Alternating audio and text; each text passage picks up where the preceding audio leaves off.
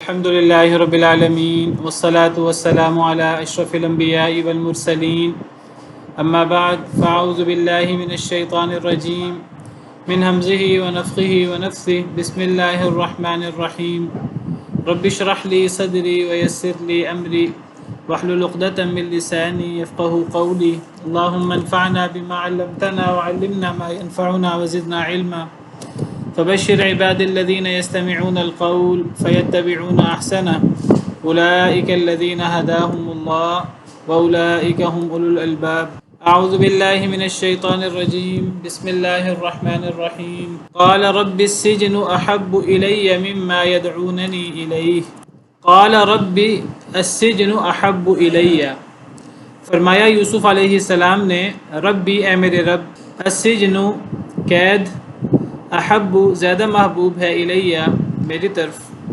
مما یدعوننی الیہ اس سے جو یدعونا یہ بلا رہی ہیں عورتیں نی مجھے الیہ جس کی طرف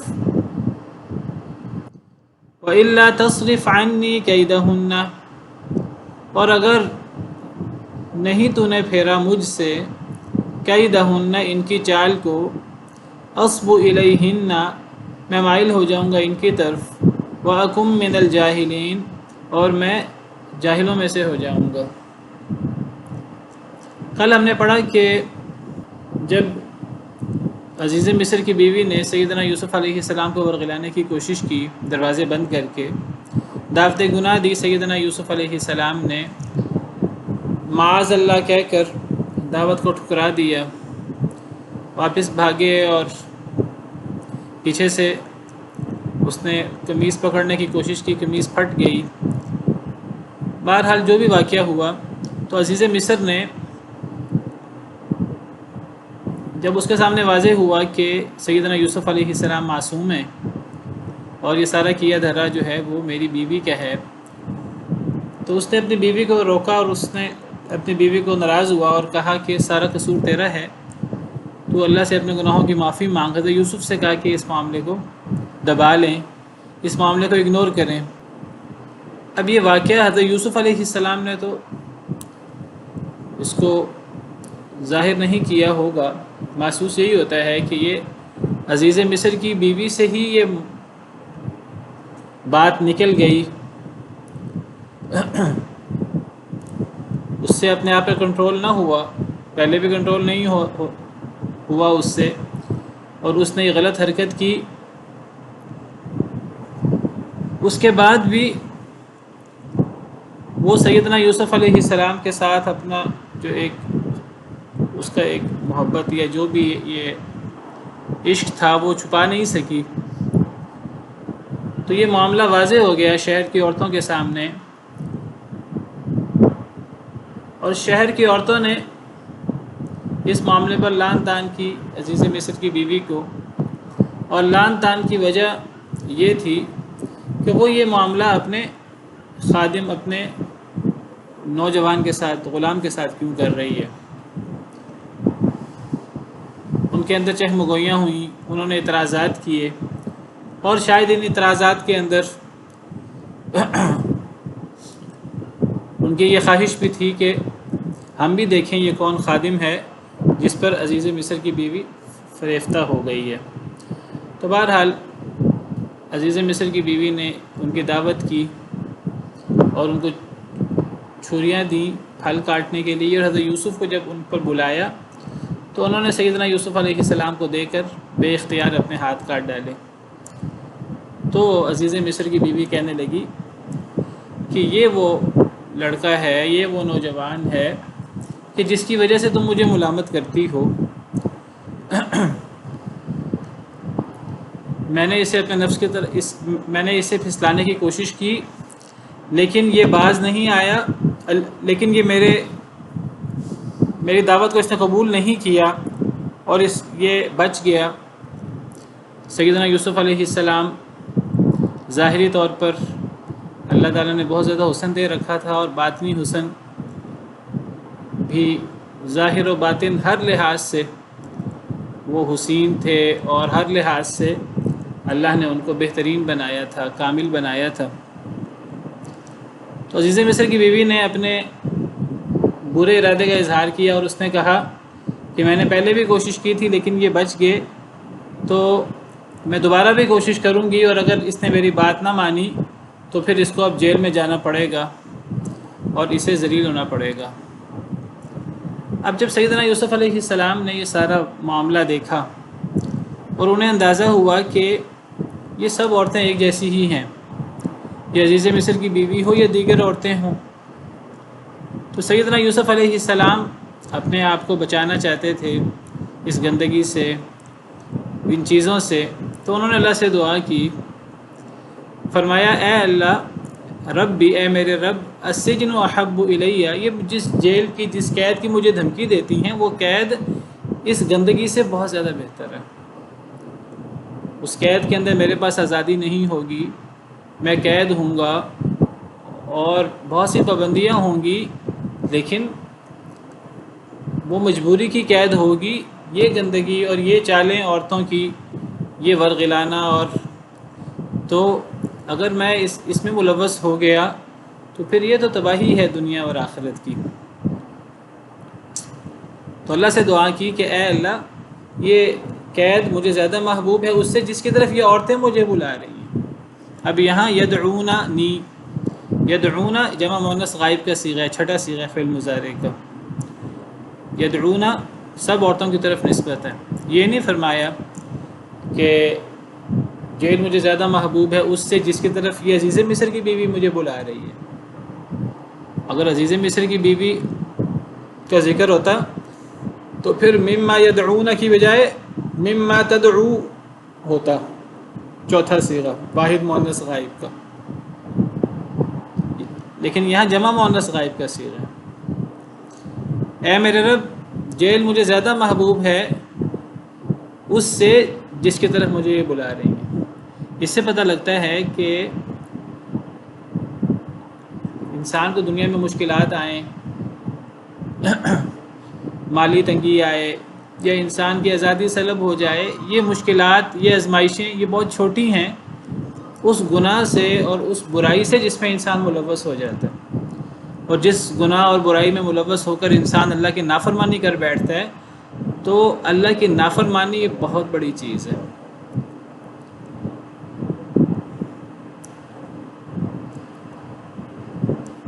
اللہ کی نافرمانی بعض دفعہ ہم اس کو کوئی بہت زیادہ، ہم بہت برا نہیں سمجھتے اور ہلکا اس کو لیتے ہیں، لیکن انبیاء کرام علیہم السلام کو اللہ نے سکھایا تھا، اور وہ اللہ کے خاص چنے ہوئے لوگ ہوتے ہیں، ان کے سامنے یہ حقیقت واضح ہوتی ہے کہ اللہ کی نافرمانی یہ کتنا بڑا گناہ ہے اور اس کا وبال کتنا زیادہ ہے۔ اس نافرمانی سے سالوں کی جیل، سالوں کی آزمائشیں وہ آسان ہیں، وہ ہیج ہیں۔ انسان کو آزمائش مانگنی نہیں چاہیے، لیکن اب حضرت یوسف کے سامنے دوسرا رستہ نہیں ہے، تو وہ فرما رہے ہیں کہ اس گند سے تو جیل زیادہ بہتر ہے۔ یہ بہت بڑی حقیقت ہے، بہت بڑی حقیقت ہے۔ اور دیکھیے کہ یہ اللہ کے چنے ہوئے لوگ ہیں۔ پیچھے ہم نے پڑھا كَذَلِكَ لِنَصْرِفَ عَنْهُ السُّوءَ وَالْفَحْشَاءَ إِنَّهُ مِنْ عِبَادِنَا الْمُخْلَصِينَ، ہم اس سے برائی اور بے حیائی کو دور کرنا چاہتے تھے اور وہ ہمارے چنے ہوئے بندوں میں سے تھا۔ اللہ کا چنا ہوا بندہ ہو، اللہ کا نبی ہو، اگر اس سے اللہ کی نافرمانی ہو جائے تو وہ اللہ سے اتنا ڈرتا ہے اور ہم اتنے گناہ گار اور ہمیں پرواہ ہی نہ ہو اللہ کی نافرمانی کی، وَلِعِیَاذُ بِاللَّہ۔ اصل میں ہم اللہ سے اس طرح ڈرتے نہیں جس طرح اللہ سے ڈرنے کا حق ہے۔ جس طرح اللہ تعالیٰ فرماتے ہیں قرآن کریم میں، یا ایھا الذین آمنوا اتقوا اللہ حق تقاتہ ولا تموتن الا وانتم مسلمون، اے وہ لوگوں جنہیں ایمان کا دعویٰ ہے، تمہارے ایمان کا تقاضا یہ ہے کہ تم اللہ سے ویسے ڈرو جیسے اللہ سے ڈرنے کا حق ہے۔ فاتقوا اللہ ما استطعتم، ایک اور آیت کریمہ میں فرمایا اللہ سے اتنا ڈرو جتنی تم طاقت رکھتے ہو۔ بہت زیادہ اللہ سے ڈرنا چاہیے اور بہت زیادہ اللہ سے ڈر کر اللہ کے نافرمانی سے بچنے کی کوشش کرنی چاہیے، کسی گناہ کو ہلکا نہیں سمجھنا چاہیے۔ باقی جس نے اپنے آپ کو اسپیس دینی ہوتی ہے، گنجائش دینی ہوتی ہے، وہ گنجائش تو پھر انسان اپنے آپ کو گنجائش دیتا ہے، دینے والے دیتے ہیں، جی مجبوری ہے، یہ ہے، وہ ہے، میں کون سا جان کے کر رہا ہوں، ایسے بڑے بہانے ہو سکتے تھے۔ یہ عورتیں مجبور کر رہی ہیں، میں ان کے گھر ہوں اور میں ان کا پابند ہوں اور میرے پاس کوئی اور رستہ نہیں ہے۔ جب انسان اپنے آپ کو گناہوں سے بچانا چاہتا ہے 100 رستے ہوتے ہیں، اللہ کی مدد ہوتی ہے، آزمائشیں آتی ہیں، ٹھیک، اس کے لیے قربانی دینی پڑتی ہے، وہ قربانی دینے پر ہم تیار نہیں ہوتے۔ جی میں سود سے نہیں بچ سکتا، آج سود، ہر طرف سود ہی سود ہے، مجھے پیسوں کی ضرورت ہے، میں کیا کروں؟ بھئی جس نے بچنا ہے وہ بچ سکتا ہے، آزمائش آئے گی، آزمائش برداشت کرنی ہوگی۔ سود اللہ اور رسول کے ساتھ جنگ ہے، بے حیائی، اللہ کی نافرمانی چھوٹی چیز نہیں، بہت بڑی چیز ہے۔ تو جیل زیادہ محبوب ہے مجھے اس سے جس کی طرف مجھے یہ بلا رہی ہے۔ ہم تو اپنے آپ کو سپیس دیتے ہیں اور ہم تو کہتے ہیں کہ دیکھیے جی ہم تو نبی کریم صلی اللہ علیہ وسلم کی امت ہیں اور ہم تو بہترین امت ہیں، اللہ غفور الرحیم ہے۔ یہ شیطانی وسوسے ہیں۔ ہم یہ کہہ کر اللہ غفور الرحیم ہے، اللہ معاف کر دیں گے، ہم گناہ پر گناہ کیے جاتے ہیں اور ہمیں پرواہ نہیں ہوتی۔ حالانکہ اللہ تعالیٰ نے نبی کریم صلی اللہ علیہ وسلم کو حکم دیا، آپ سید الانبیاء والمرسلین ہیں۔ قرآن کریم میں ایک جگہ نہیں 3 جگہ پر یہ آیت موجود ہے، قل انی اخاف ان عصیت ربی عذاب یوم عظیم۔ اے اللہ کے نبی صلی اللہ علیہ وسلم آپ کہہ دیجئے کہ میں محمد صلی اللہ علیہ وسلم ڈرتا ہوں اپنے رب سے کہ اگر میں اللہ کی نافرمانی کروں مجھ پر اللہ کا بہت بڑا عذاب نہ آ جائے۔ یہ آیت کریمہ نبی کریم صلی اللہ علیہ وسلم کے حوالے سے ہے، اور آپ کا اللہ کے ہاں کیا مقام ہے آپ کو پتہ ہے۔ تو جن کا یہ مقام ہو وہ تو اللہ سے اتنا ڈریں، اور ہم لوگ، ہمیں پرواہ نہ ہو گناہ کی۔ تو اس کا مطلب ہے کہ ہم جو الٹے سیدھے بہانے اور الٹے سیدھے باتوں سے ہم نے اپنے آپ کو مطمئن کر رکھا ہے، شیطانی وسوسے ہیں، ان میں پڑھ کر ہم اپنے آپ کو مطمئن کرتے رہتے ہیں، ورنہ اللہ کی نافرمانی کوئی چھوٹی چیز نہیں ہے۔ یہ قرآن کریم میں 3 جگہ نبی صلی اللہ علیہ وسلم کے حوالے سے یہ آیت موجود ہے، سورہ نعم آیت نمبر 15، سورہ یونس آیت نمبر 15 اور سورہ زمر آیت نمبر 13۔ کہہ دیجیے اے اللہ کے رسول آپ اعلان کر دیں کہ میں اگر اللہ کی نافرمانی کروں تو مجھے بڑے دن کے عذاب کا ڈر ہے۔ یہاں سیدنا یوسف علیہ السلام اللہ سے دعائیں کر رہے ہیں کہ اے اللہ مجھے جیل محبوب ہے اس سے جس کی طرف مجھے یہ بلا رہی ہیں، اور پھر اللہ سے مدد مانگتے ہیں وَإِلَّا تَصْرِفْ عَنِّي كَيْدَهُنَّ، اور اگر نہ آپ نے دور کیا اے اللہ عنی مجھ سے کیدہن ان سب عورتوں کی چال کو، یہاں بھی جمع کا صیغہ ہے، کیدہانی کا، کیدہن، اصب الیہن میں مائل ہو جاؤں گا ان کی طرف، وَأَكُن مِّنَ الْجَاهِلِينَ اور میں ہو جاؤں گا جاہلوں میں سے۔ انسان کو اپنے عمل پر، اپنی نیکی پر بھی بھروسہ نہیں کرنا چاہیے۔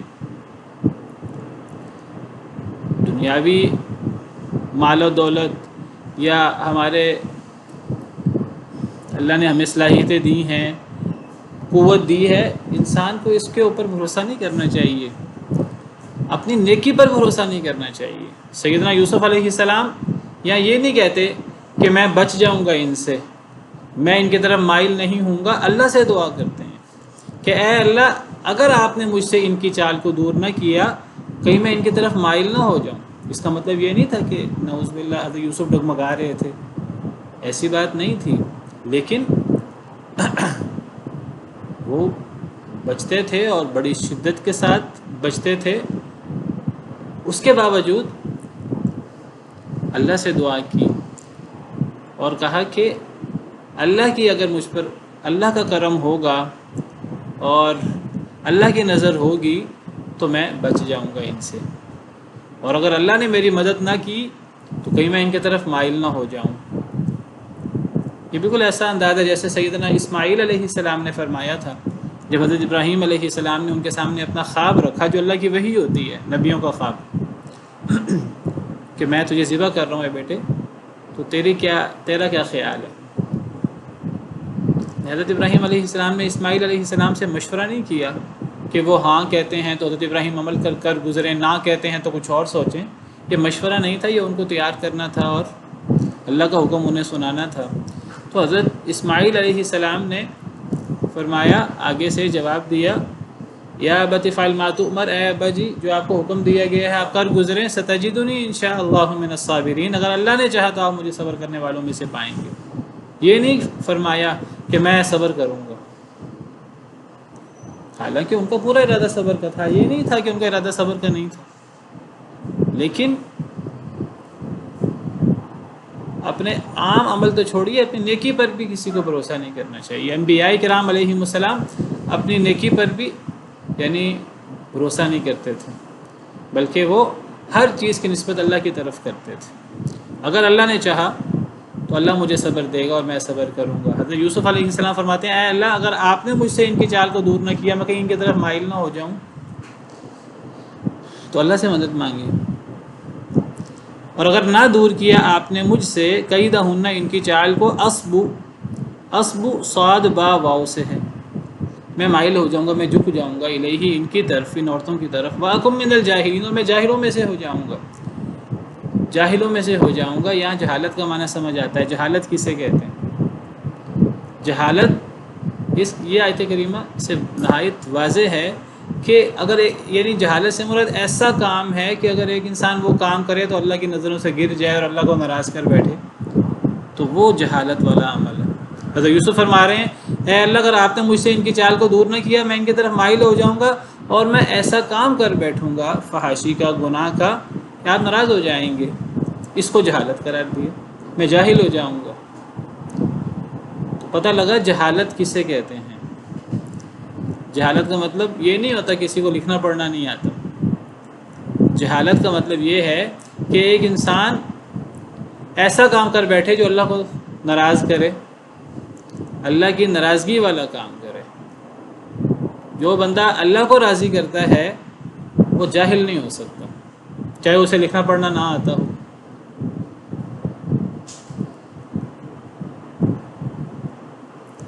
یعنی اگر کوئی شخص اللہ رب العالمین کے احکامات پر عمل کرتا ہے تو یہ جاہل نہیں ہے. اور کوئی شخص اگر ایسے کام کرتا ہے چاہے وہ بہت پڑھا لکھا ہے، دنیاوی ساری ترقیاں اور دنیاوی سارے علوم اس نے بڑی سے بڑی ڈگری حاصل کر رکھی ہے، بڑے سے بڑا سائنٹسٹ ہے، بڑے سے بڑا ڈاکٹر ہے، لیکن وہ اگر اللہ کو ناراض کرتا ہے، اگر وہ ایسے کام کرتا ہے جو اللہ کو ناراض کر دے، اس سے بڑا جاہل کوئی نہیں، چاہے وہ کتنا ہی عقل مند کیوں نہ ہو، چاہے وہ کتنا ہی پڑھا لکھا کیوں نہ ہو، لوگ اس کو کتنا ہی دانا کیوں نہ سمجھتے ہوں.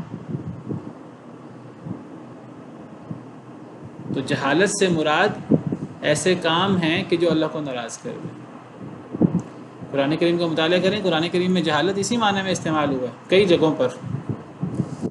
سیدنا موسیٰ علیہ السلام نے اپنی قوم کو کہا، ایک بندہ قتل ہو گیا، پتہ نہیں لگ رہا تھا کہ اس کا قاتل کون ہے. اللہ نے معجزہ دکھانا تھا، اللہ مردوں کو زندہ کر سکتے ہیں. اللہ نے موسیٰ علیہ السلام کو حکم دیا کہ گائے ذبح کروائیں. گائے ذبح ہوگی اور وہ گائے کے ایک حصے کو میت کے ساتھ لگایا جائے گا تو وہ زندہ ہو کر اپنے قاتل کا بتا دے گی میت. تو حضرت موسیٰ علیہ السلام نے اپنی قوم سے کہا گائے ذبح کرو. وَإِذْ قَالَ مُوسَىٰ لِقَوْمِهِ إِنَّ اللَّهَ يَأْمُرُكُمْ أَن تَذْبَحُوا بَقَرَةً. حضرت موسیٰ علیہ السلام نے کہا اللہ تمہیں حکم دیتے ہیں کہ تم گائے ذبح کرو. قَالُوا وَتَتَّخِذُنَا هُزُوًا. تو کہنے لگے اے موسیٰ کیا آپ مذاق کر رہے ہیں، یعنی ہمیں قاتل نہیں مل رہا، تو اب گائے ذبح کر کے اور گائے کے حصے کو ذبح کرنے کے بعد مقتول سے لگانے سے پتہ لگ جائے گا قاتل کون ہے، آپ ہم سے مذاق کر رہے ہیں. تو حضرت موسیٰ علیہ السلام نے فرمایا قال اعوذ باللہ ان اکون من الجاہلین، میں اللہ کی پناہ میں آتا ہوں کہ میں جاہل ہو جاؤں. اب یہاں کس جہالت کی بات ہو رہی ہے؟ اگر اب جہالت سے مراد وہ عام اپنا جہالت کے لیے کسی کو لکھنا پڑھنا نہیں آتا، یہاں یہ مراد نہیں ہے. حضرت موسیٰ علیہ السلام فرما رہے ہیں کہ میں اللہ کی پناہ میں آتا ہوں. حضرت موسیٰ اللہ کے نبی اور اللہ کے جلیل القدر پیغمبر اور اولوالعزم رسول، جن کو اللہ سکھاتا ہے، جس کو اللہ سکھائے وہ ہمارے دنیاوی معنی کے مطابق جاہل کیسے ہو سکتا ہے جسے اللہ سکھائے. لیکن حضرت موسیٰ کہہ رہے ہیں کہ میں اللہ کی پناہ میں آتا ہوں کہ میں جاہل نہ ہو جاؤں.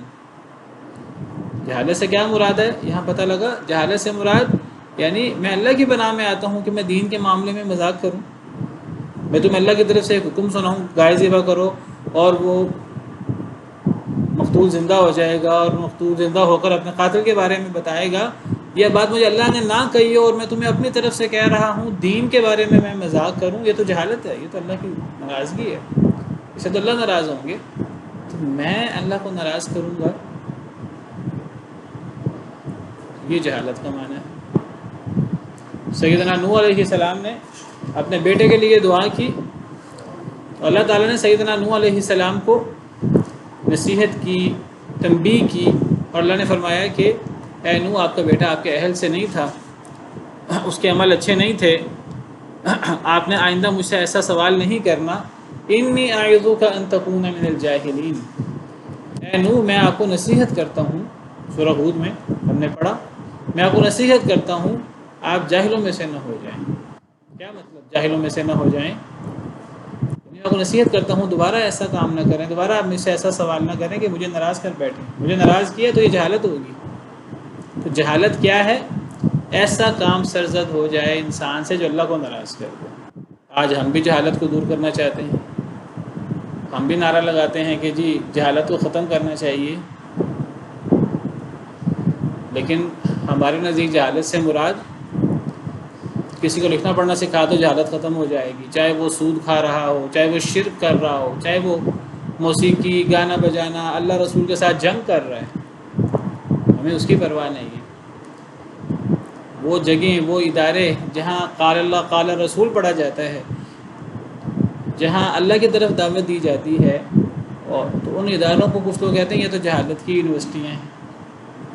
جہالت کی یونیورسٹیاں یہ دینی ادارے ہیں جہاں قال اللہ اور قال رسول پڑھا جاتا ہے، یا یہ جو دنیا کی یونیورسٹیاں ہیں یہ جہالت کی یونیورسٹیاں ہیں، جہالت کے ادارے ہیں۔ جہالت کا اگر یہ معنی ہمارے سامنے ہو، اللہ کی نافرمانی، آج سب سے زیادہ فحاشی بے حیائی یونیورسٹیوں میں ہوتی ہے، اللہ معاف کرے،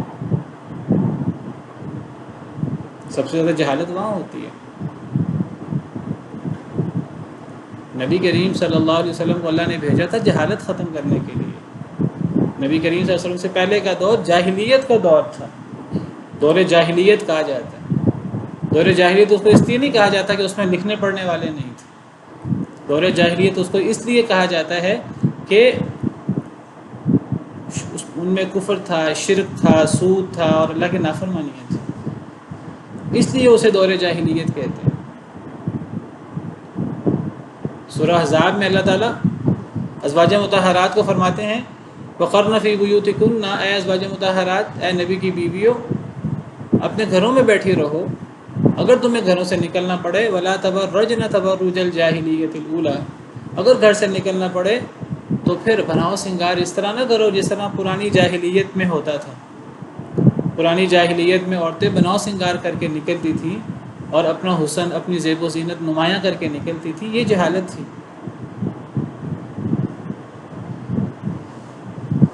آج بازاروں میں اور یونیورسٹیوں میں اور کتنی بڑی جہالت ہو رہی ہے۔ اس جہالت کو ختم کرنے کے لیے نبی کریم صلی اللہ علیہ وسلم تشریف لائے تھے۔ گویا کہ جہالت یعنی وہ کام جو اللہ کو ناراض کریں، اس کو چھوڑ کر اللہ رسول کے دین پر عمل کرنا، اللہ رسول کے احکامات پر عمل کرنا، یہ جہالت کو ختم کرنا ہے۔ جب انسان کتاب و سنت پر عمل کرتا ہے، دیندار ہو جاتا ہے، تو جہالت ختم ہو جاتی ہے۔ جب انسان کتاب و سنت پر عمل نہیں کرتا، وہ کتنا پڑھا لکھا کیوں نہ ہو، وہ اتنا بڑا جاہل ہوتا ہے۔ ابو جہل، جس کو جہالت کا باپ کہا جاتا ہے، وہ اپنے دور کا ایک عقل مند شخص تھا دنیاوی اعتبار سے، اس کو ابو جہل کا لقب نبی کریم صلی اللہ علیہ وسلم نے دیا تھا، اس کا لقب اس کی کنیت تو ابو الحکم تھی، دانائی کا باپ، وہ لوگوں کے فیصلے کیا کرتا تھا۔ لیکن جب اس نے اللہ رسول کی نافرمانی کی تو اس امت کا فرعون بنا، تو اس کو ابو جہل کہا گیا۔ آج ہمارے ہاں بڑے خوشنما نعرے ہیں، جمہوریت، لوگوں کی خواہش پر عمل ہوگا، لوگوں کی حکومت ہوگی، لوگوں کے نمائندے ہوں گے، اللہ کی مرضی نہیں چلے گی، لوگوں کی مرضی چلے گی۔ پہلی بات ہے لوگوں کی مرضی چلتی نہیں ہے، دھوکہ بہت بڑا۔ لوگوں کی مرضی نہیں چلتی، لوگوں کی رائے پر پوری طرح ووٹنگ نہیں ہوتی۔ اگر بالفرض یہ لوگوں کی مرضی ہو اور لوگوں کی مرضی پر کما حق ہو عمل کیا جائے تو یہ سب سے بڑی جہالت ہے۔ اللہ نے ہمیں دنیا میں اس لیے نہیں بھیجا کہ ہم اپنی من مانی کریں۔ یہ دنیا ہم نے نہیں بنائی، اپنے آپ کو ہم نے پیدا نہیں کیا۔ یہ سارے وسائل اور ساری اللہ کی نعمتیں یہ ہم نے نہیں بنائی، یہ اللہ نے دنیا بنائی ہے، اللہ نے ہمیں پیدا کیا ہے۔ ہمارے سارے اعضاء، ہماری ساری صلاحیتیں، یہ ساری نعمتیں، یہ سارا مال و دولت، یہ ساری اللہ کی دی ہوئی چیزیں ہیں، اور ہمارا کام یہ ہے کہ ہم ان کو استعمال کریں۔ اللہ ہمیں ان کو استعمال کرنے سے منع نہیں کرتے، اللہ ہمیں یہ نعمتیں استعمال کرنے سے منع نہیں کرتے اگر ہم اللہ کے حکم کے مطابق ان نعمتوں کو استعمال کریں، اللہ کا شکر ادا کریں۔ اللہ فرماتے ہیں ما یفعل اللہ بعذابکم ان شکرتم وآمنتم، اگر تم شکر کرو، ایمان لے آؤ تو اللہ کو تمہیں عذاب دے کر کیا ملے گا؟ اللہ کو ہماری نعمتوں سے ہم نعمتیں استعمال کریں، اللہ کو کوئی چڑ نہیں ہے، کوئی ناراضگی نہیں ہے۔ اللہ کو ناراضگی ہے کہ جب ہم نعمتیں استعمال کرتے ہیں اور نعمتیں استعمال کر کے ہم اللہ کو بھول جاتے ہیں، اللہ کا شکر ادا نہیں کرتے اور ہم سرکش اور اللہ کے نافرمان بنتے ہیں۔ تو اللہ رسول کے احکامات پر عمل کرنا یہ سب سے بڑا علم ہے، آپ سمجھیے۔ اور اللہ رسول کے احکامات کو چھوڑ کر ایک بندہ کتنا ہی پڑھا لکھا کیوں نہ ہو، جب اللہ رسول کے احکامات کو چھوڑے گا تو وہ سب سے بڑا جاہل ہوگا۔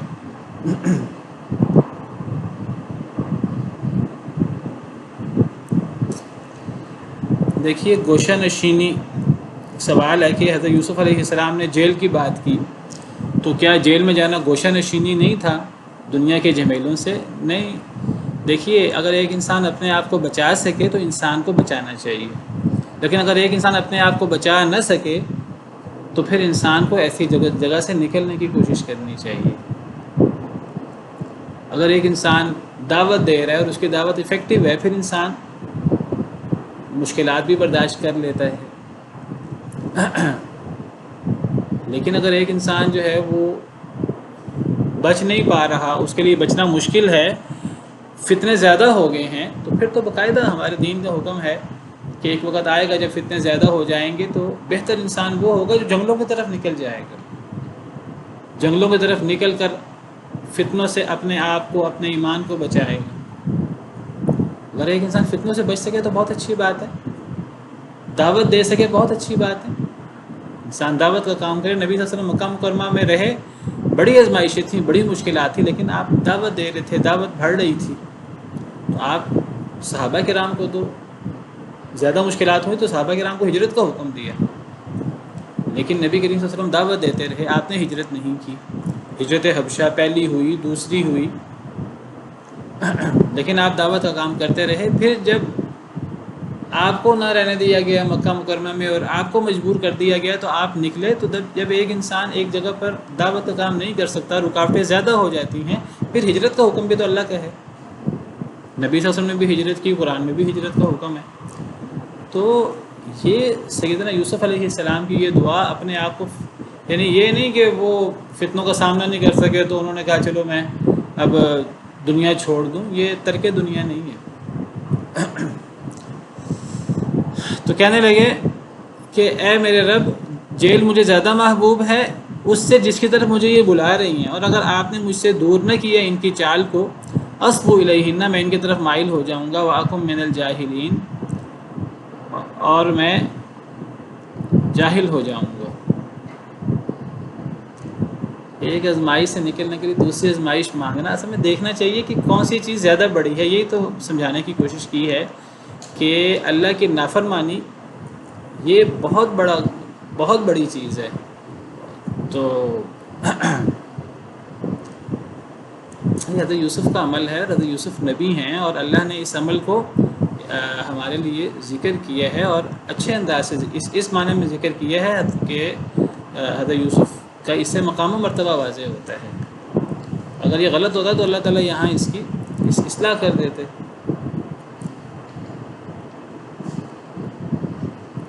تو حضرت یوسف خود جیل میں نہیں جانا چاہتے تھے، وہ کبھی آزمائش میں نہیں جانا چاہتے تھے، لیکن جب یہاں جو ہے وہ بچ نہیں پا رہے ہاں وہ عورتیں دھمکی لگا رہی ہیں، حضرت یوسف تو نہیں جانا چاہتے. اصل میں حضرت یوسف کیا کہہ رہے ہیں؟ حضرت یوسف یہ نہیں کہہ رہے مجھے جیل بھیج دو. انہوں نے جا کر کہا عزیز مصر مجھے جیل بھیج دو. وہ کیا کہہ رہے ہیں؟ حضرت یوسف کہتے ہیں میں نے اس فتنے میں نہیں پڑھنا، میں نے عورتوں کے اس فحاشی میں نہیں آنا. وہ تو اللہ سے یہ دعا کر رہے ہیں. وہ عورتوں کی دھمکی، جو عورتیں دھمکی لگا رہی تھیں، حضرت یوسف نے دل میں یہ بات کہی کہ اے اللہ یہ جو دھمکی لگا رہی ہیں تو وہ دھمکی میرے لیے کوئی دھمکی نہیں ہے، یعنی میں نے فحاشی میں مبتلا نہیں ہونا، چاہے مجھے جیل جانا پڑے. یہ دعا ہے. اس دعا میں کیا خرابی، کیا غلطی ہے؟ یہ اچھی غلطی نہیں ہے. حضرت یوسف علیہ السلام کی دعا ہے اور اللہ نے اس کو پازیٹیو انداز میں یہ ذکر کیا ہے. یہ تو حضرت یوسف علیہ السلام کا مقام ہے. وہ یہ نہیں کہہ رہے مجھے جیل بھیج دو، خود جیل نہیں چلے گئے. ابھی اگلی آیت میں ہم پڑھ رہے ہیں لوگوں نے ان کو جیل بھیج دیا، عزیز مصر نے انہیں جیل بھیج دیا. تو حضرت یوسف تو صرف یعنی اللہ سے دعا کر رہے ہیں کہ اے اللہ تعالیٰ مجھے فحاشی سے بچائے لے، مجھے اس غلط کام سے بچائے لے. فاستجاب له ربه، پس قبول کیا ان کے لیے ان کے رب نے. فصرف عنہ کیدہن، تو دور کر دیا ان سے ان عورتوں کی چال کو. انہ هو السمیع العلیم، بے شک وہ یعنی اللہ تعالیٰ، هو السمیع بہت سننے والا، العلیم بہت جاننے والا ہے. ثم بدا لهم من بعد ما رأوا الآیات لیسجننه حتی حین، پھر ظاہر ہوا ان کے لیے، ان لوگوں کے لیے عزیز مصر اور ان لوگوں کے لیے بعد میں یہی ظاہر ہوا، یہی ان کو بہتر لگا اس کے بعد کہ انہوں نے دیکھی نشانیاں. لیسجننه، البتہ وہ ضرور قید کر دیں اس کو، حتی حین، ایک وقت تک. آخر کار جب یہ حالات عزیز مصر کے سامنے آئے اور عزیز مصر نے دیکھا کہ یہ معاملہ تو میری بیوی وہ نہیں رک رہی، اور معاملہ میری بیوی سے آگے بڑھ کر اور دیگر عورتیں بھی ملوث ہو رہی ہیں. دیگر عورتیں وہ کوئی نیک عورتیں نہیں تھیں، وہ کوئی بے حیائی سے دور رہنے والی عورتیں نہیں تھیں، وہ بھی اس سارے معاملے میں ساتھ شریک ہو گئیں. حضرت یوسف ان سب سے پناہ مانگ رہے. تو اب ان کو یہی بہتر محسوس ہوا ساری صورتحال دیکھ کر کہ حضرت یوسف کو یہاں سے دور کر دیا جائے. کیسے دور کر دیا جائے؟ کہ انہیں جیل میں ڈال دیا جائے ان کے خیال کے مطابق، تو یہ مسئلہ ختم ہو جائے گا. تو حضرت یوسف بھی اپنے آپ کو فحاشی سے بچانا چاہتے تھے، تو اللہ نے فحاشی سے بچا لیا اور حضرت یوسف کو پھر جیل بھیج دیا گیا.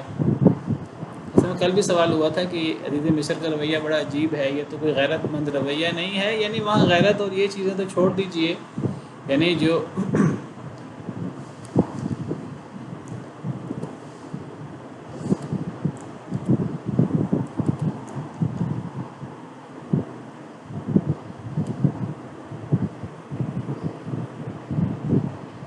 Recording in progress.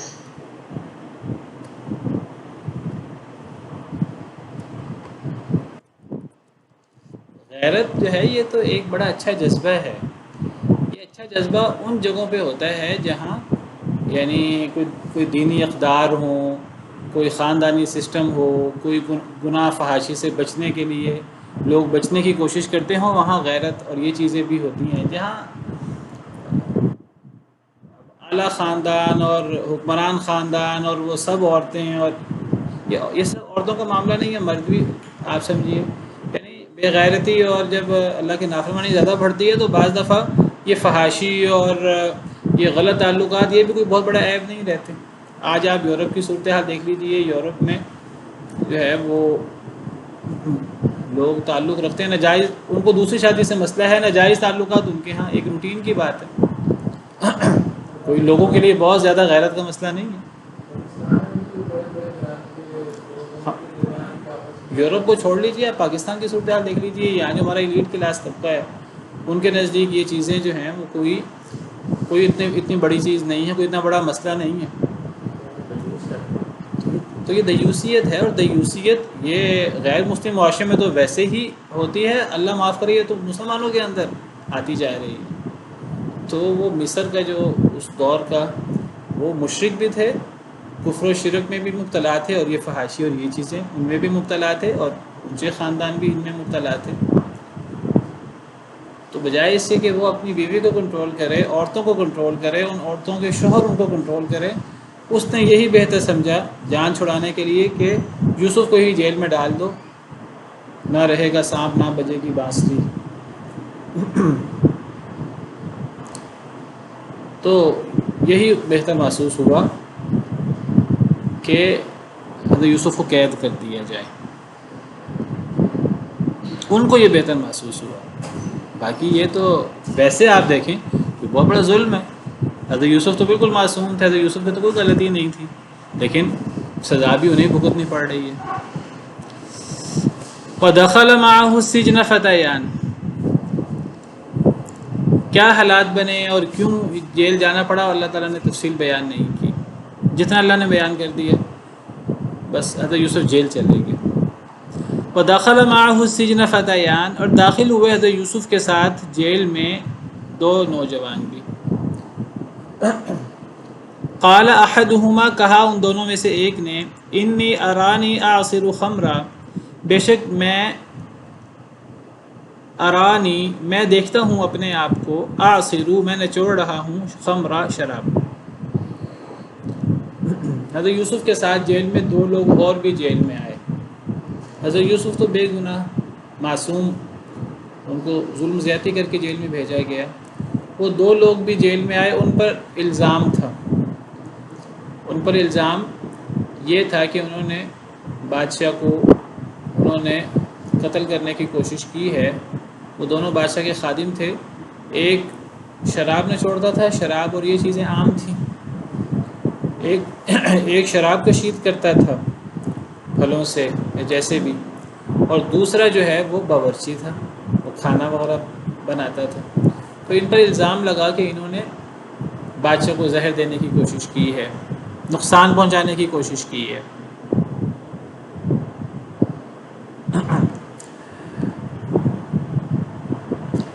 تو حضرت یوسف کے ساتھ یہ دونوں بھی داخل ہوئے، اب حضرت یوسف بھی جیل میں ہیں، یہ بھی جیل میں ہیں۔ تو اب ان دونوں میں سے ایک نے کہا حضرت یوسف سے، انی، بے شک میں دیکھتا ہوں اپنے آپ کو، اعصر خمرا، میں نچوڑ رہا ہوں شراب۔ ان میں سے ایک نے کہا کہ میں اپنے آپ کو دیکھتا ہوں، میں اپنے آپ کو دیکھتا ہوں کیا مطلب، یعنی میں خواب میں اپنے آپ کو دیکھتا ہوں، خواب بیان کر رہا ہوں، میں خواب میں اپنے آپ کو دیکھتا ہوں کہ میں دوبارہ شراب نچوڑ رہا ہوں۔ وقال الآخر، اور دوسرے نے کہا، انی ارانی، بے شک میں اپنے آپ کو دیکھتا ہوں، احمل فوق رأسی خبزا، کہ میں اٹھاتا ہوں اپنے سر کے اوپر، خبزا، روٹیاں، تأکل الطیر منہ، کھاتے ہیں پرندے جس سے۔ دونوں نے خواب دیکھا اور دونوں نے سیدنا یوسف علیہ السلام کے سامنے خواب بیان کیا۔ ایک نے خواب یہ بیان کیا کہ میں دوبارہ شراب بنا رہا ہوں، پہلے بھی شراب بناتا تھا اور شراب پلاتا تھا۔ دوسرا جو باورچی تھا اس نے کہا میں نے خواب دیکھا ہے کہ میرے سر کے اوپر روٹیاں ہیں اور پرندے اس سے روٹیاں کھا رہے ہیں۔ نبئنا بتأویلہ، ہمیں خبر دے دیجئے، بتأویلہ، اس کی تعبیر کی۔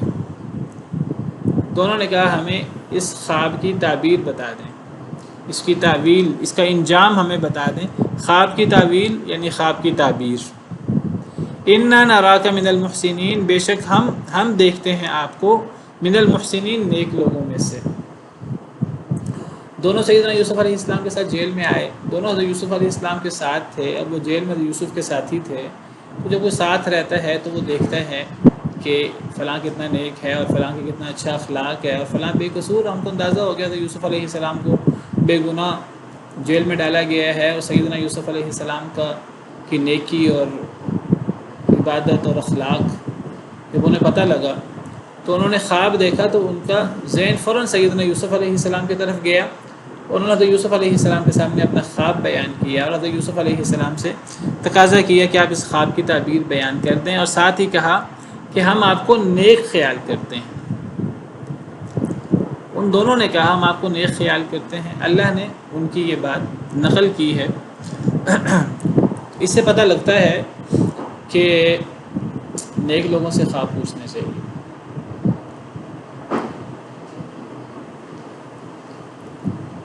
شاید اور لوگوں نے بھی حضرت یوسف سے خواب پوچھا ہو اور ان خواب کی تعبیر ان کی جس طرح حضرت یوسف علیہ السلام نے فرمایا ہو ویسے پوری ہوئی ہو، ان کو تجربہ بھی ہوا ہو۔ بہرحال اب جب انہوں نے خواب دیکھا، اب وہ بڑے پریشان۔ انسان ایسا خواب دیکھے جو خواب اس کو یاد رہے تو انسان بڑا پریشان ہوتا ہے کہ اس خواب سے کیا مراد ہے۔ اور خواب کی 3 قسمیں ہوتی ہیں۔ ایک خواب سچا ہوتا ہے اللہ کی طرف سے، ایک خواب جھوٹا ہوتا ہے شیطان کی طرف سے، اور ایک پراگندہ خیالات جس کو اضغاث و احلام کہتے ہیں۔ پراگندہ خیالات، انسان جو جن حالات سے گزر رہا ہو، جن مشکلات سے گزر رہا ہو، تو وہ چیزیں مجسم، انسان کو الٹے سیدھے خیالات آتے رہتے ہیں، پریشانیاں، وہ چیزیں خواب میں مجسم شکل میں آ جاتی ہیں۔ اگر ایک انسان پریشان ہو، میرے دشمن ہیں اور اس قسم کی چیزوں سے، تو خواب میں اس کو دشمن نظر آتے ہیں، وہ میرے پیچھے بھاگ رہے ہیں۔ ایک بندہ اسیب سے ڈرتا ہو، اس کو خواب میں اس قسم کی چیزیں نظر آتی ہیں۔ ایک بندہ پیپر وغیرہ ہوں، ٹینشن وغیرہ ہو، خواب میں دیکھتا ہے کہ میں پیپر کمرہ امتحان میں ہوں، ایگزامینیشن ہال میں ہوں، اور اس قسم کی چیزیں۔ تو یہ 3 قسمیں ہیں خوابوں کی۔ تو جو اللہ کی طرف سے خواب ہوتے ہیں، یہ خواب نیک لوگوں کو، مسلمانوں کو بھی آ جاتے ہیں اور غیر مسلموں کو بھی آ جاتے ہیں۔ غیر مسلموں کو بھی اللہ کی طرف سے خواب آ سکتے ہیں، اور وہ خواب سچا بھی ہو سکتا ہے۔ جیسے انہوں نے خواب دیکھا اور یہ خواب سچے تھے، اور آگے ہم پڑھیں گے بادشاہ نے بھی خواب دیکھا اور وہ خواب بھی پورا ہوا، بادشاہ بھی مسلمان نہیں تھا۔ اللہ کی طرف سے خواب ہوتے ہیں۔ حدیث مبارکہ ہے، نبی صلی اللہ علیہ وسلم کے آنے کے بعد اور آپ کے دنیا سے جانے کے بعد اب نبوت کا سلسلہ ختم ہو چکا، اب خاتم النبیین تھے، لیکن نبی صلی اللہ علیہ وسلم کی صحیح حدیث مبارکہ موجود ہے۔ آپ نے فرمایا لم یبق من النبوۃ الا المبشرات، اب نبوت ختم ہو گئی ہے، اب وہی نہیں آ سکتی، لیکن بشارت دینے والی چیزیں، خواب، سچے خواب وہ آ سکتے ہیں۔ اور بعض احادیث میں ہے کہ خواب نبوت کا 46واں حصہ ہے۔ تو بہرحال نبی بھی اللہ کی طرف سے ماضی کی باتیں، اللہ ہم سے کیا چاہتے ہیں وہ، اور مستقبل کی باتیں پیش گوئی بھی نبی کرتے ہیں اللہ کی طرف سے۔ اس طرح بعض دفعہ خوابوں میں بھی کچھ ایسی باتوں کا پتہ لگ جاتا ہے۔ اور جب کوئی انسان ایسا خواب دیکھے جو بڑا واضح ہو تو انسان سمجھتا ہے کہ یہ کوئی آئندہ کے بارے میں کوئی بات ہے، تو پھر انسان کو بڑا تجسس ہوتا ہے، مجھے پتہ لگے اس خواب کا، خواب کی تعبیر کا۔ دوسرا خواب میں نے ذکر کیا کہ وہ جھوٹا خواب ہوتا ہے، شیطان کی طرف سے ہوتا ہے۔ برے لوگوں کو، گناہ گاروں کو جھوٹے خواب بھی آتے ہیں، اور مسلمانوں کو بھی جھوٹے خواب آ سکتے ہیں۔ صحابہ کرام میں بھی ملتا ہے کہ بعض دفعہ انہیں جھوٹے خواب آ جاتے تھے، یعنی جھوٹے خواب سے مراد ایسے خواب جو شیطان کی طرف سے ہوتے ہیں، خوف دلانے کے لیے، کھلواڑ کرنے کے لیے۔ میں ذکر کر رہا تھا کہ خواب کی ایک دوسری قسم ہوتی ہے جھوٹا خواب، وہ شیطان کی طرف سے ہوتا ہے۔ تو یہ برے لوگوں کو آتے ہیں، کئی دفعہ مسلمانوں کو بھی، اچھے لوگوں کو بھی ایسے خواب آ جاتے ہیں۔ تو ایسے خوابوں کی طرف دھیان نہیں دینا چاہیے، ایسے خوابوں کی طرف توجہ زیادہ نہیں کرنی چاہیے۔ حدیث میں آتا ہے کہ ایک دفعہ ایک صحابی نے خواب دیکھا تو نبی صلی اللہ علیہ وسلم کو خواب بیان کیا کہ میں دیکھ رہا ہوں میرا سر میرے آگے لڑکتا جا رہا ہے۔ تو نبی صلی اللہ علیہ وسلم نے فرمایا کہ شیطان تم میں سے کسی کے ساتھ کھیلتا ہے، تو ایسے خواب میرے سامنے بیان نہ کیا کرو۔ اور ایک خواب میں نے کہا کہ وہ پریشانیاں مجسم صورت میں انسان کے سامنے آ جاتی ہیں، وہ ایسے ہی پریشان خیالات ہوتے ہیں۔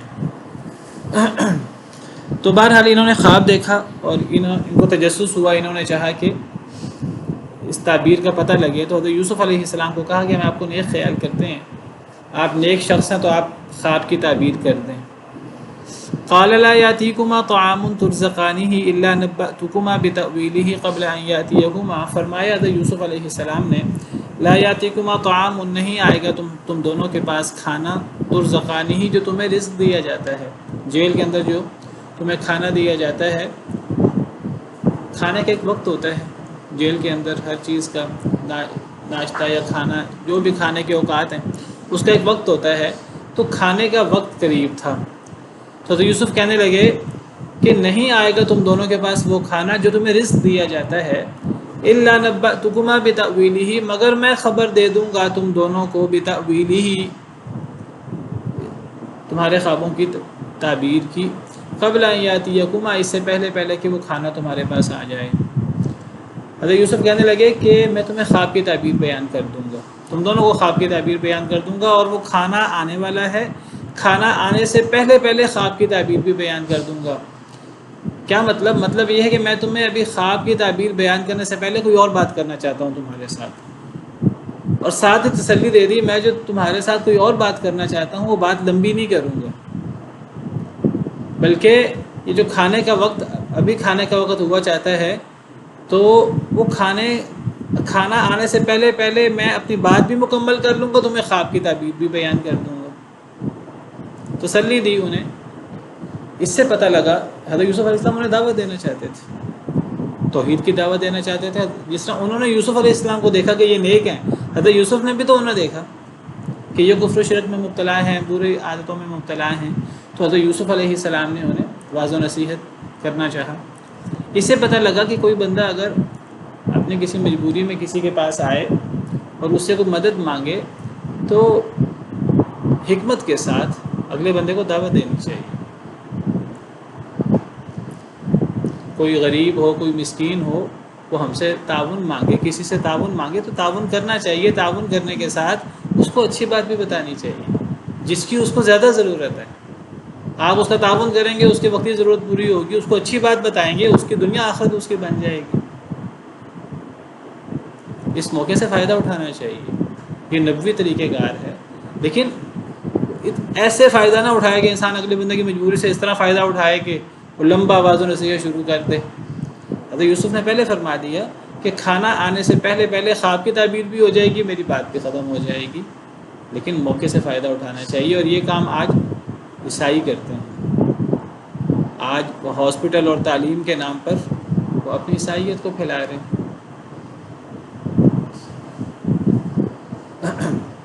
تو بہرحال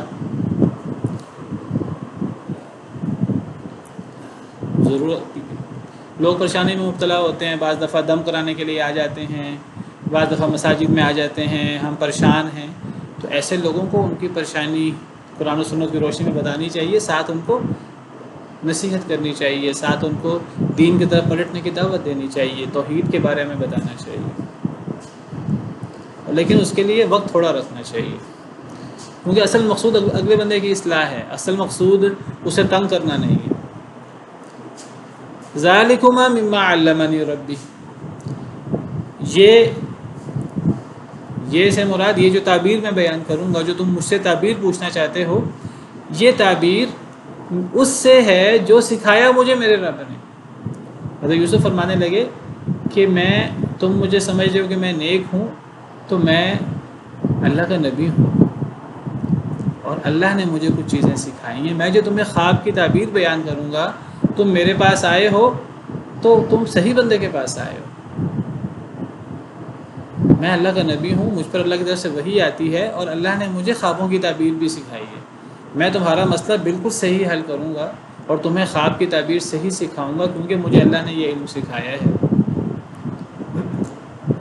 حضرت یوسف علیہ السلام نے اپنی سند بیان کی، گویا کہ اپنی اہمیت بیان کی، وہ جو واعظ کرنا چاہتے تھے اس واعظ کرنے کے لیے، تاکہ ان کو حضرت یوسف کی باتوں پر یقین آئے۔ تو فرمایا انی ترکت ملت قوم لا یؤمنون باللہ وهم بالآخرۃ هم کافرون، بے شک میں نے چھوڑ دیا ہے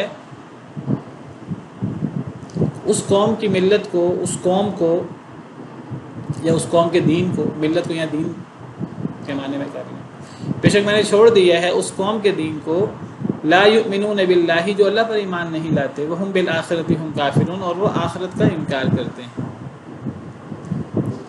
یعنی مجھے جو اللہ تعالیٰ نے خوابوں کی تعبیر سکھائی ہے، اور اللہ نے مجھے چنا ہے، تو مجھے اللہ نے کیوں خوابوں کی تعبیر سکھائی، مجھ پر اللہ کا یہ انعام کیوں ہوا؟ اس لیے کہ میں غلط راستے پر نہیں چلا، اس لیے کہ جس غلط راستے پہ بہت سارے لوگ مبتلا تھے، میں نے ان لوگوں کا راستہ اختیار نہیں کیا، میں ان کے رنگ میں رنگا نہیں گیا۔ اس سے پتہ لگتا ہے کسی معاشرے کے اندر اگر برائی ہو تو انسان اگر اپنے آپ کو برائی سے بچائے تو اللہ کی طرف سے پھر بڑی نعمتیں ہوتی ہیں اور اللہ کی طرف سے بڑا انعام ہوتا ہے. لیکن اس انعام اللہ کے انعام سے پہلے انسان کو کچھ کردار پیش کرنا پڑتا ہے، کچھ محنت کرنی پڑتی ہے، کچھ آزمائشوں کا سامنا کرنا پڑتا ہے. پیچھے ہم نے پڑھا حضرت یوسف کے حوالے سے کہ جب حضرت یوسف علیہ السلام کو بیچا گیا اور ان کو آزمائشوں کا سامنا کرنا پڑا تو ان کے بعد اللہ تعالیٰ نے حضرت یوسف علیہ السلام کو علم بھی دیا، حکمت بھی دی. وَلَمَّا بَلَغَ أَشُدَّهُ آتَيْنَاهُ حُكْمًا وَعِلْمًا وَكَذَلِكَ نَجْزِي الْمُحْسِنِينَ. اللہ فرماتے ہیں حضرت یوسف کے ساتھ یا انبیاء کے ساتھ یہ چیز خاص نہیں ہے، ہم ہر نیک شخص کے ساتھ یہ انعام کرتے ہیں. یہ صرف حضرت یوسف کے ساتھ، نبیوں کے ساتھ خاص نہیں ہے. جو بھی قربانی دے گا، جو بھی آزمائشوں کو برداشت کرے گا، صبر کرے گا، حوصلہ کرے گا، ثابت قدم رہے گا سیدنا یوسف علیہ السلام کی طرح. اور حضرت یوسف یہاں فرما رہے ہیں کہ میں اس قوم میں رہا اور میں نے اس قوم کا رویہ اختیار نہیں کیا، میں نے چھوڑ دیا اس قوم کے غلط طریقے کو، میں نے چھوڑ دیا. تو اللہ نے مجھ پر یہ انعام کیا ہے. تو اللہ کے انعام کے لیے ہمیں جو ایک برائی پھیل چکی ہے اپنے آپ کو اس برائی سے بچانا ہوگا. وَاتَّبَعْتُ مِلَّةَ آبَائِي إِبْرَاهِيمَ وَإِسْحَاقَ وَيَعْقُوبَ. میں نے پیروی کی اپنے باپ دادا کے دین کی. میں نے غلط رستہ چھوڑ دیا ہے اور صحیح رستہ اختیار کیا ہے. یہاں فرمایا میں نے اپنے باپ دادا کے دین کی پیروی کی ہے. وہ کون ہے؟ ابراہیم اور اسحاق اور یعقوب. حضرت یوسف گویا کہ یہ فرما رہے ہیں میں نے غلط لوگوں کا دین چھوڑ دیا ہے اور باپ دادا کا دین اپنا لیا ہے. یہاں باپ دادا سے مراد یہ نہیں ہے کہ انسان کو اپنے باپ دادا کے دین کو اپنانا چاہیے. یہاں حضرت یوسف اپنے باپ دادا کی صرف اس لیے کہ وہ حضرت یوسف کے باپ دادا تھے اس لیے حضرت یوسف ان کے دین کی پیروی کی بات نہیں کر رہے، بلکہ حضرت یوسف اس لیے اپنے باپ دادا کی بات کر رہے ہیں کہ حضرت یوسف کے باپ دادا نبی تھے، جلیل القدر پیغمبر تھے. سیدنا ابراہیم علیہ السلام خلیل اللہ، پہلے ان کا نام لیا ہے جو جد امجد ہیں، جو پردادا ہیں، پھر اسحاق علیہ السلام کا، پھر یعقوب علیہ السلام کا. اپنے باپ دادا کا نام اس لیے نہیں لیا کہ حضرت یوسف کے باپ دادا تھے، اس لیے لیا کہ وہ اللہ کے چنے ہوئے تھے. باپ دادا کی پیروی کوئی مستحسن عمل نہیں ہے اگر باپ دادا غلطی پر ہیں تو. ہاں اگر باپ دادا نیک ہیں تو ان کی پیروی کرنی چاہیے ان کے نیک ہونے کی وجہ سے. اور اگر وہ سیدنا یوسف علیہ السلام کے باپ دادا کی طرح ہوں تو وہ تو نبی ہیں، اور نبیوں کی پیروی یہ تو اللہ نے حکم دیا ہے وَمَا أَرْسَلْنَا مِن رَّسُولٍ إِلَّا لِيُطَاعَ بِإِذْنِ اللَّهِ. ہم تو رسول بھیجتے ہی اس لیے ہیں کہ اللہ کے حکم سے ان کی اطاعت ہو.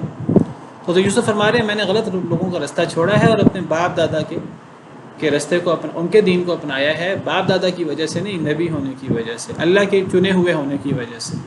اب اصل دعوت حضرت یوسف کی مَا كَانَ لَنَا أَن نُشْرِكَ بِاللَّهِ مِن شَيْءٍ. ہمارے لائق نہیں ہے کہ ہم شریک بنائیں اللہ کے ساتھ کسی شے کو. دلیل پیش کی حضرت یوسف نے کہ میں جو بات کر رہا ہوں میں اپنے باپ دادا جو نبی تھے ان کی بات کر رہا ہوں، اللہ کی وحی کی روشنی میں بات کر رہا ہوں. دلیل کے ساتھ بات کرنی چاہیے. اور کہا کہ ہمیں اللہ کے ساتھ کسی کو شریک نہیں بنانا چاہیے. توحید کی دعوت دی. ذَلِكَ مِن فَضْلِ اللَّهِ عَلَيْنَا وَعَلَى النَّاسِ وَلَكِنَّ أَكْثَرَ النَّاسِ لَا يَشْكُرُونَ. یہ اللہ کا فضل ہے ہم پر کہ اللہ نے ہمیں توحید کی دعوت، اللہ نے ہمیں توحید کی طرف توفیق دی ہے، اسلام کی توفیق دی ہے، اور ہم توحید پر ہیں، ہم کفر شرک نہیں کرتے. تمہیں بھی کفر شرک سے بچنا چاہیے، اللہ کے ساتھ کسی کو شریک نہیں بنانا چاہیے. اور فرمایا یہ ہمارا کوئی کمال نہیں ہے، یہ میرا، یعقوب علیہ السلام کا، اسحاق علیہ السلام کا، ابراہیم علیہ السلام اجمعین ان کا کمال نہیں ہے، یہ اللہ کا فضل ہے سراسر ہم پر. توحید اور اسلام جس کی دعوت دے رہے ہیں. وَلَٰكِنَّ أَكْثَرَ النَّاسِ لَا يَشْكُرُونَ. لیکن فرمایا اکثر لوگ اس اللہ کے فضل سے بے خبر ہیں، اکثر لوگ اس کو مانتے نہیں، اکثر لوگ مشرک ہیں، اکثر لوگ کافر ہیں، اکثر لوگوں کو اسلام اور توحید کتنی بڑی نعمت ہے اس نعمت کا احساس نہیں ہے. اکثر لوگ مشرک ہوتے ہیں. وَمَا أَكْثَرُ النَّاسِ وَلَوْ حَرَصْتَ بِمُؤْمِنِينَ. اللہ فرماتے ہیں نہیں اکثر لوگ اگرچہ آپ بہت کوشش بھی کریں اے اللہ کے رسول مومن. دوسری آیت میں فرمایا وَمَا يُؤْمِنُ أَكْثَرُهُم بِاللَّهِ إِلَّا وَهُمْ مُشْرِكُونَ. اکثر لوگ جو اللہ پر ایمان لانے کا دعویٰ کرتے ہیں مشرک ہوتے ہیں، ایمان والوں میں بھی مشرک ہوتے ہیں. اکثر لوگ تو ایمان ہی نہیں لاتے، جو ایمان لاتے ہیں ان میں بھی مشرک ہوتے ہیں. تو اکثر لوگ جو ہیں وہ ان چیزوں سے بے خبر ہیں، اور اکثر لوگ دنیا کی طرف لگے ہوئے ہیں، حالانکہ اصل حقیقت اسلام ہے، توحید ہے، اللہ کی اطاعت ہے، نیکی ہے۔ تو اس کی دعوت دی سیدنا یوسف علیہ السلام نے جیل کے ساتھیوں کو، باقی انشاءاللہ کل ابھی بات جاری ہے تو یوسف علیہ السلام کی، تو اس کو انشاءاللہ کل مکمل کریں گے، کل سے مراد اگلے لیکچر میں انشاءاللہ۔ سبحان ربک رب العزت عما یصفون وسلام علی المرسلین والحمد للہ رب العالمین۔